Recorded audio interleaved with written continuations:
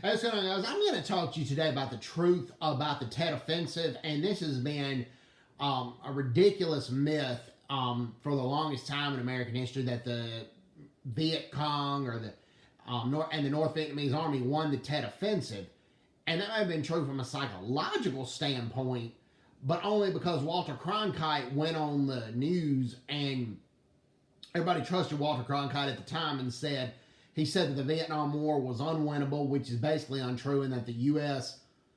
Should leave Vietnam. But right before that happened, the NVA and all the communist forces were devastated by the Tet Offensive.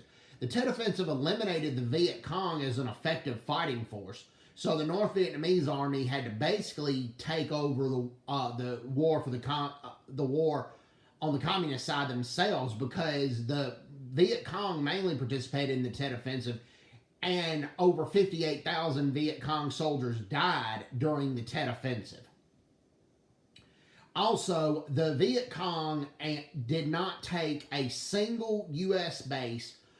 They did not take the U.S. Embassy in Saigon. They also did not take a single major South Vietnamese city. They did not take any South Vietnamese cities. And they did not cause a major uprising with the average South Vietnamese person. The South Vietnamese people didn't rise up against the South Vietnamese government like the NVA and the Viet Cong wanted them to, and they thought the Tet Offensive would have done that. No, there was a lot of anger in South Vietnam because before the Tet Offensive took place, the Tet is Lunar New Year in Vietnam, and it's a major holiday where people go see their families.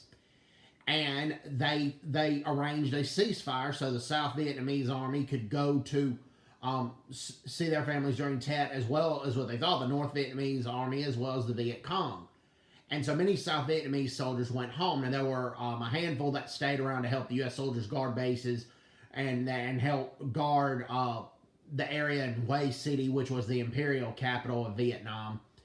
Well, basically what it transpired was the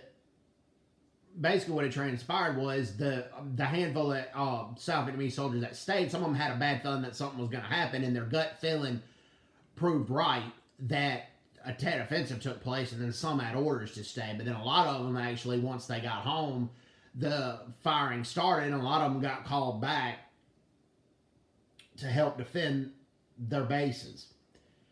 Well, okay, long story short, yes, the walls of the U.S. Embassy in Saigon were breached, but the Viet Cong never took the embassy. They temporarily took some places in Hue City, but they were pushed back and suffered way more losses than the U.S. Marines or the South Vietnamese Army faced in Hue City. Khe Sanh, same thing.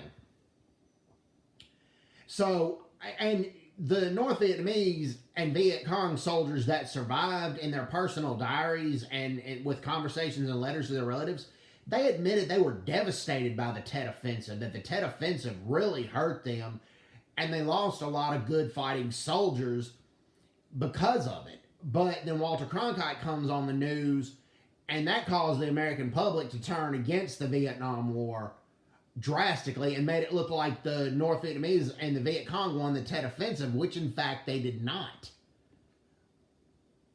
So, hope everybody's doing well. Take care. God bless them. Bye-bye. Bye-bye.